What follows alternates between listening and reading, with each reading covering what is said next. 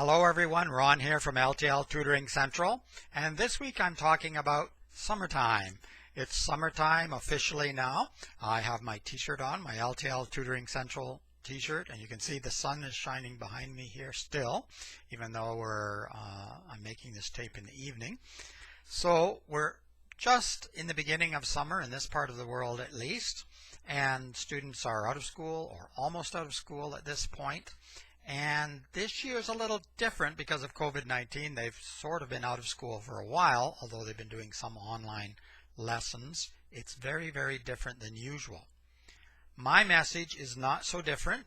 I still think it's worthwhile learning over the summer holiday, over the summer break, because you want to retain the lessons you've learned, and you also want to, if you can, learn something new and get ready for the next year.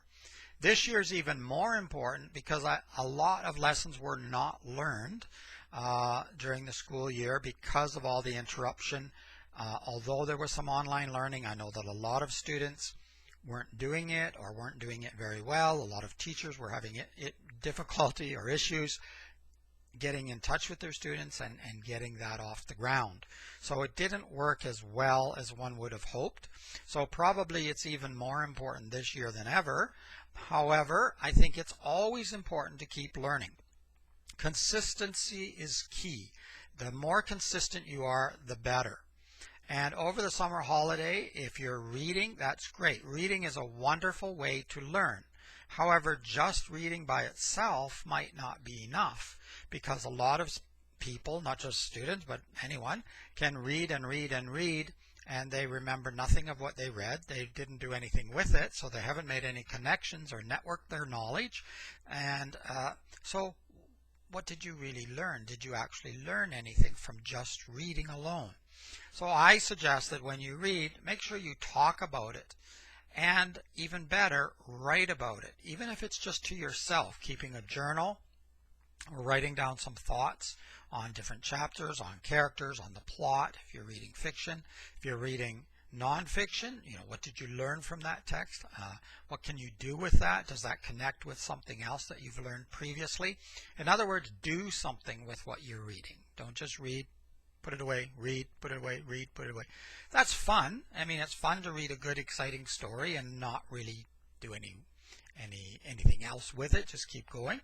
And that's okay sometimes. It's like candy.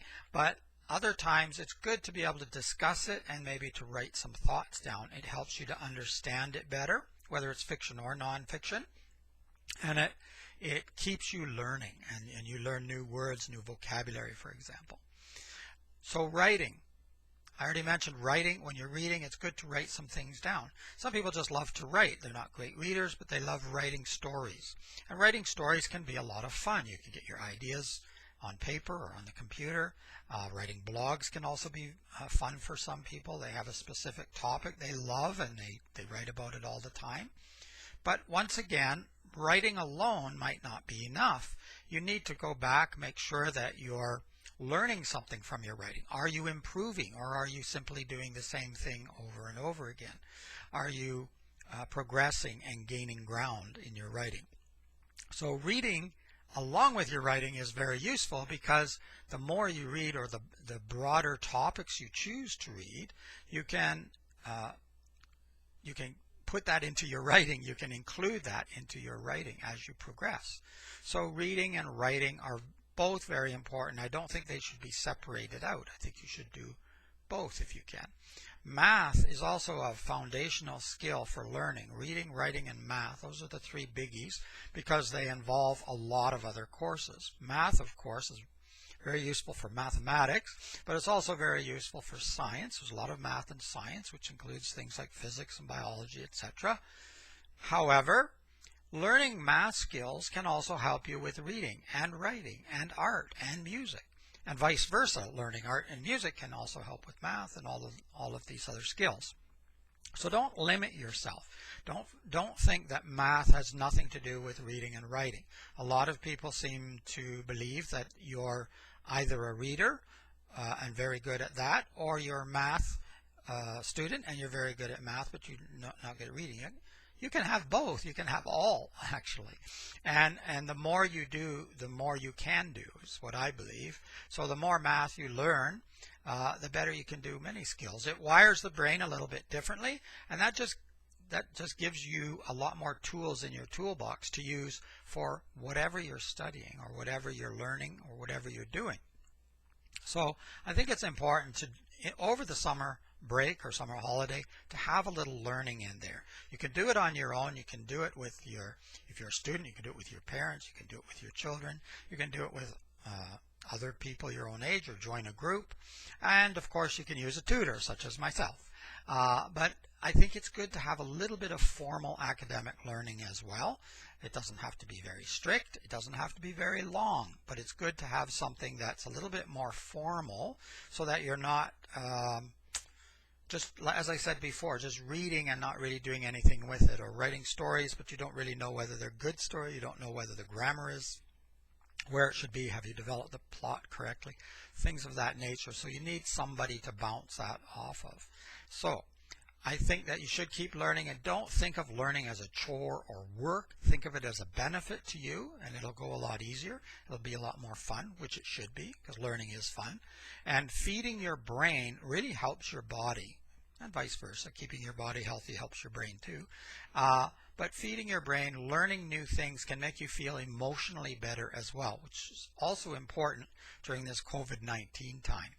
A lot of people are struggling for many reasons and various ways, but learning something and getting your mind into something else can be very helpful too. So you might want to keep that in mind for yourself or for your children. If you want some tutoring help, obviously you can get a hold of me, Ron at L.T.L Tutoring Central. I'll leave a link below for the website and for the blog as well, which is along the same lines, talking about summer learning. Think of summer learning, not summer school or summer work, because it's just more positive to think of learning as a benefit to you, as I mentioned before. In the meantime, I want you to have fun and keep learning. Keep reading, keep writing, practice some math. Maybe take a new math course, or go back over some past material. Or if you're an adult and you haven't done math for a while, pull out some old books or even your kids' books and see what you can do. Play around with that. You might be surprised how much fun it is. There's lots of online resources as well that you can do, even for free, that can help you in all of those areas: reading, writing, and math. Some of my other videos and blogs talk about specific sites that you can go to for all of those skills and to improve. It's Ron from L.T.L Tutoring Central. Have a wonderful week. Keep learning and keep having fun. Bye-bye for now.